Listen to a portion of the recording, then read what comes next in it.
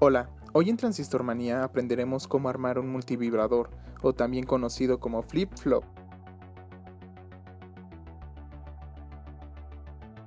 Los materiales que implementaremos son dos resistencias de 330 ohms, dos resistencias de 100 kiloohms, dos transistores PNP 2N3906, dos LEDs de 3 milímetros, dos capacitores de 10 microfaradios, un capacitor de 220 microfaradios, un capacitor de 0.47 microfaradios, una fuente de voltaje o batería de 9 voltios, y por último, alambre para circuitos o jumpers. Aquí podemos observar el esquema de circuito que realizaremos el día de hoy. Del lado derecho está cada componente con su respectivo valor. El primer circuito será con los dos capacitores de 10 microfaradios. Ahora comencemos con el armado, pero antes me gustaría explicar un poco la dinámica. Del lado izquierdo se mostrará todo el tiempo el circuito que vamos a armar. Se señalará con verde el componente que vamos a insertar. También se mostrará las especificaciones del componente como los pines del lado derecho. Sabiendo esto, comencemos.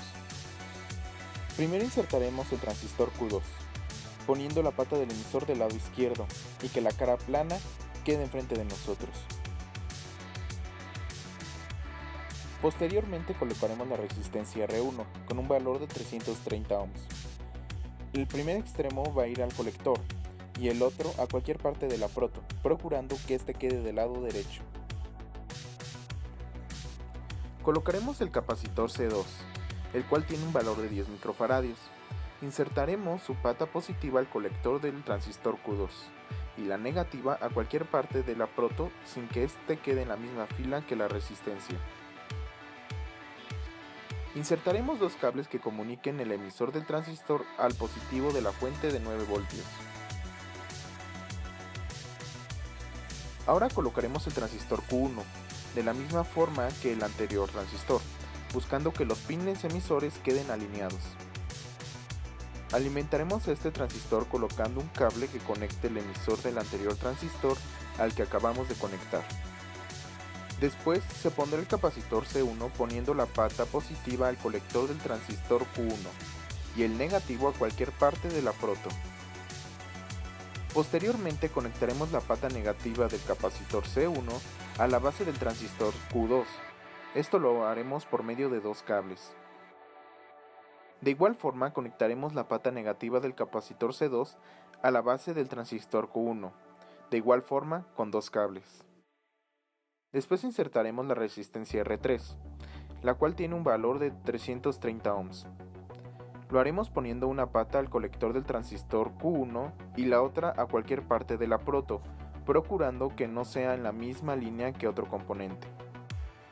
Después insertaremos la resistencia R2, que tiene un valor de 100 kiloohms, poniendo un extremo a la pata negativa del capacitor C2 y el otro extremo a cualquier parte de la proto, procurando que no quede en la misma fila que otro componente. Colocaremos de forma similar la resistencia R4, la cual tiene un valor de 100 kiloohms. Pondremos un extremo al negativo del capacitor C1 y el otro a cualquier parte de la proto, también sin que coincida con ningún componente. Conectaremos las dos resistencias R2 y R4 a tierra, lo cual lo haremos por medio de dos cables. Después colocaremos los dos LEDs, uno a cada resistencia de 330 ohms, poniendo su pata positiva a la resistencia. Después conectaremos a tierra estos dos LEDs con dos cables. Antes de terminar es importante que todas las zonas de alimentación estén interconectadas. Por último colocaremos la fuente o clip de la pila a la proto. Es importante que lo hagas con la fuente apagada o con la pila desconectada para evitar cortocircuitos. Y listo, ya tenemos nuestro multivibrador. Ahora cambiaremos el capacitor C1 por uno de 220 microfaradios.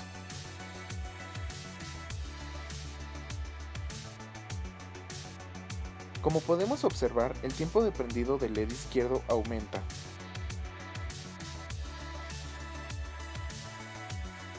Y ahora cambiaremos el mismo capacitor por uno de 0.47 microfaradios. Como podemos apreciar, el tiempo de encendido disminuye, así que podemos concluir que mientras más grande el capacitor, más largo es el tiempo de encendido. Muchas gracias por ver este video, y recuerda que si quieres ver más de este contenido, suscríbete a Transistor Manía.